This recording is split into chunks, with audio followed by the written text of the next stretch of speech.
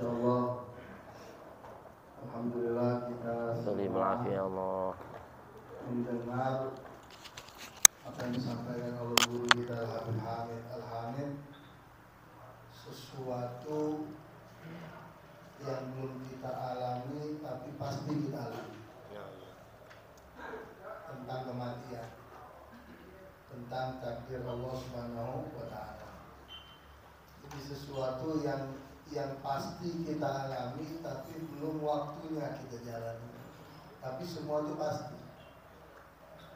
Seperti kita contohnya melihat kurung batang diangkat sama orang, atau kita lihat kurung batang di masjid. Itu kita lihat kurung batang, orang diangkat di kurung batang. Kira-kira pertanyaan kita pasti naik apa enggak di kurung batang? Pasti apa enggak? Ada mayat meninggal terbang sendiri. Enggak mau kuburin lu di mobil tanah merah, lu terbang di jenazah. Ada enggak? Artinya itu pasti menjadi kendaraan kita kurung batang keranda, tapi memang waktunya belum ditentukan oleh Allah. Ada tiga sesuatu yang pasti. Ada tiga sesuatu yang pasti, dan Allah mencatat kepastian tiga ini sebelum lahirnya kita di atas muka bumi ini. Ada tiga sesuatu yang pasti, dan Allah mencatat kepastian ini untuk diri kita sebelum Allah keluarkan kita dari di atas muka bumi. Setelah Allah menaruh ruh di jasad kita, Allah sudah catat tiga sesuatu yang pasti. Ya, dari tetes air sperma, ya, yang menjijikkan, kata Sayyidina Ali, begitu meninggal hina kita. Terus yang dia membanggakan, dasar kita ini apa? Dasar kita ini sperma, dasar kita ini mani. Kira-kira kalau mani ditaruh di gelas, ada orang datang ke rumah ente minta madu dong atau susu. Tapi tempat wadahnya itu ente tahu di situ ada air mani, ente kasih apa enggak? Kalau bisa ente tempelin ke orang, menghina ente. Masa mau minta yang mulia susu, madu, tapi tempatnya ada air mani.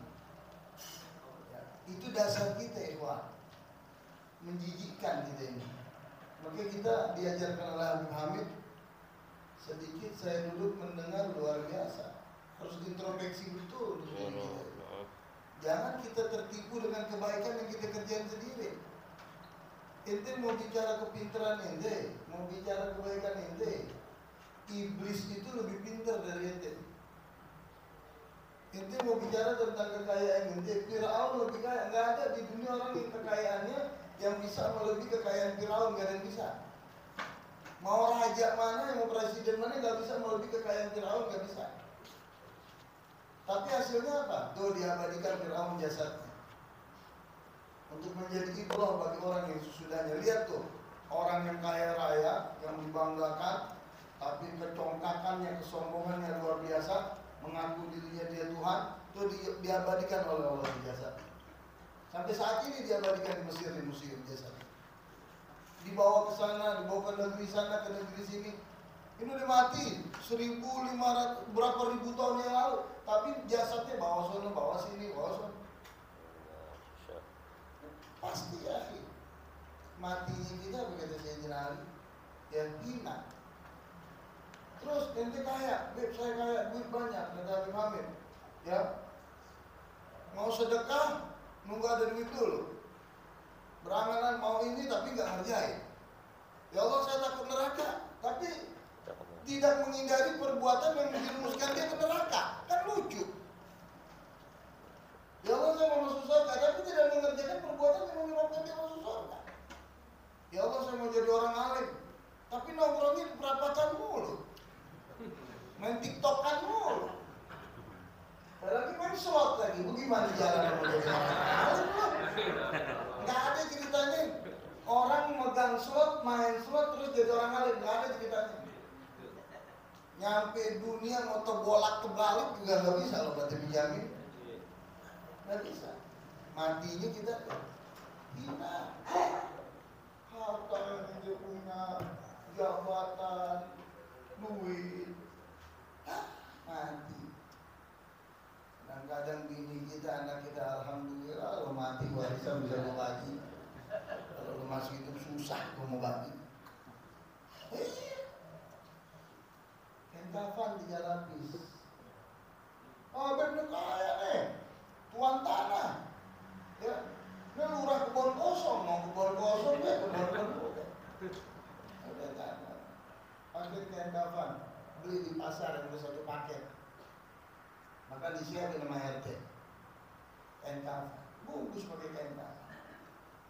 Bungkus ini kita bakal alamin ya sih. Bungkus pakai kain kafan ya. Semua lubang-lubang ditutup harus dimandiin. Bayangin diri kita di situ, agar kita nggak merasa diri kita itu lebih di mata Allah. Jangan kita merasa lebih di mata Allah. Kita jadilah manusia orang yang merasa paling hina di mata Allah. Tapi jangan Anda sekali-kali merasa hina di mata makhluk. Jadilah Anda orang yang paling rendah di mata Allah. Tapi janganlah Anda menjadi orang yang paling rendah dan direndahi di mata manusia. Jaga harga diri Anda di depan manusia. Jangan Anda begini. Paling baik-baiknya tangan kata Nabi yang begini, bukan yang begini. Yang memberi bukan yang meminta. Kemudian kalau cerita sesuatu yang pasti, tapi bakal kita alami banyak, tapi kita nggak sadar diri. Kita introspeksi aja, makanya pengajian nih subuh begini ini menjadi rem untuk diri kita. Kita ngaji sama Habib Hamid. Kadang-kadang ada lama kita kitabnya dari awal nggak konek nih sama diri kita. Kayaknya kita duduk doang, kayaknya nggak kurang konek, kurang nyambung. Wifi-nya nggak bagus kayaknya lemot. Ya. Tapi ada bab-bab tertentu langsung konek ke kita. Iya kan? Ini bab-bab tertentu kena kita tek lah. Jadi kalau ngaji begitu ada kitab ngejelasin bab tentang pelit, kikir, sombong, jangan wah ya itu untuk dia itu bukan untuk kita. Jangan. Lo kapan bisa benarnya lo begitu? Al Habib Hasan bin Abdullah bin Umar Syafir, beliau ulama besar, beliau bilang apa? Kata Habib Hasan bin Abdullah bin Umar Syafir, saya sebelum mengajar, kata Habib Hasan, semua yang akan keluar dari mulut saya niatkan untuk nasihat diri saya. Sebelum orang saya mendengar, semua saya niatkan untuk diri saya. Nah, jadi 3 yang pasti. Yang pertama mati, yang kedua rezeki. Itu gak rezeki itu besok berapa? Yang pasti inti besok pasti dikasih rezeki sama. Kalau inti masih ada ruh di jasad inti, apa itu ruhnya? Nafas. Nah kalau inti dikasih duit 1 miliar besok, ruh udah nggak ada, emang masih bisa Allah kasih rezeki inti? Nggak ada udah. Dan yang ketiga yang terakhir, jodoh. Di sini ada juga yang belum nikah kan? Ada. Nah yang udah nikah juga kalau lo takdirin jodoh yang 2 kali gimana tuh? Ya Muhammad ya? Ini habis sholat aja belum tuh baca kitabmu. Ya? Korib. Habib Abdullah dijodoh ditakdirin sama Allah lebih dari 1 Habib Abdullah. Namanya jodoh ya Habib. Nah jadi ini 3 pasti tapi tunggu waktu. Dan yang terakhir saya mengundang antum semua. Karena hari ini ada maulid di Habib Sehan ya, makanya jamaah berkurang. Saya mengundang antum hari Kamis besok, Kamis malam Jumat, tanggal 28 September. Nah, jatuhnya hijriahnya sebenarnya tanggal 12, tapi karena maghrib itu sudah tanggal 13. Nah, jadi intinya waktunya hari Kamis malam Jumat besok. Saya mengundang kalau bisa antum bisa ikut sholat isya berjamaah di sana. Insya Allah akan memberikan tausiah nanti Habib Rizik di sana.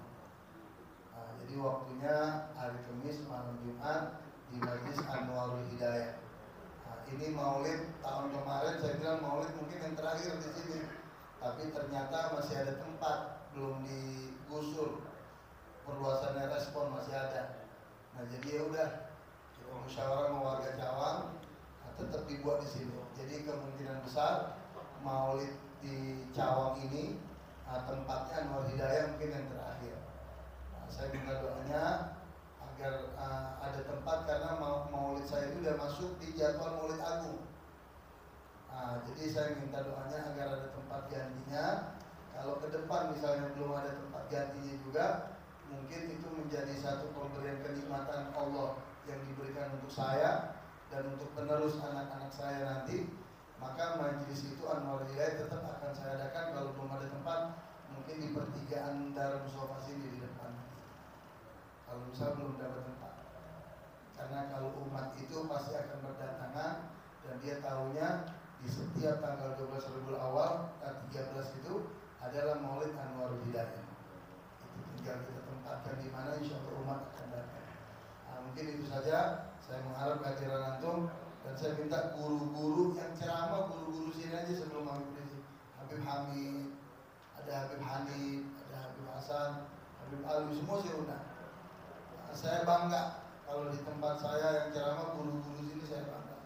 Kenapa? Karena guru-guru yang ngajar di Darul Mustafa kualitasnya kualitas mumtaz semua, kualitas bagus semua. Guru-guru yang ini beruntung aja sih dipilihkan oleh Abu Saleh guru-guru yang hebat. Beruntung. Jadi kalau tidak ada acara di mana-mana kan di masjid, di rumah inti acara sunatan, kawinan, nikahan, apalagi ada maulid di masjid di musola, kan guru-guru dari Abu Saleh ada Habib Amin. Apa yang cari penceramah jauh-jauh yang lain? Guru-guru kita orang hebat semua. Bisa kita ketemu, kalau kita mau satu orang, pilih guru kita yang ada. Guru-guru kita hebat-hebat semua yang mengajar di Darul Mustafa. Ya insyaallah saya tunggu kehadiran antum semua. Bagi habaib nanti saya minta Habib Saleh, Habib Abdullah yang lain untuk bisa mampir ke rumah Umi, salat isya di rumah Umi. Di rumah Umi, di rumah Abah, makan dulu di situ, habis makan baru diarah dari rumah Umi ke lokasi acara. Mungkin itu saja dan doakan kasus tanah ini juga mungkin kemungkinan besar masuk pengadilan. Kemungkinan besar masuk pengadilan secara hukum 10.000% kita itu menang, penguasa fisik di situ. Karena itu tanah milik negara, tidak ada pemiliknya, tidak di BPN itu sistemnya nggak ada pemiliknya, yang berhak penguasa fisik. Karena mafia tanah terlalu banyak dan anggaran uang sampai 200 miliar, jadi mafia terlalu banyak. Mafianya terlalu banyak, jadi pihak rumah sakit dan BPN tidak mau mengambil keputusan, maka masalah ini dimasukkan langsung ke pengadilan. Nah, doakan saja biar kita berjuang di pengadilan, dikasih rezeki oleh Allah Subhanahu Wa Taala. Kalau rezeki ini Darul Mustafa kita bangun lagi nih, insyaallah. Itu saja. Wassalamualaikum warahmatullahi wabarakatuh.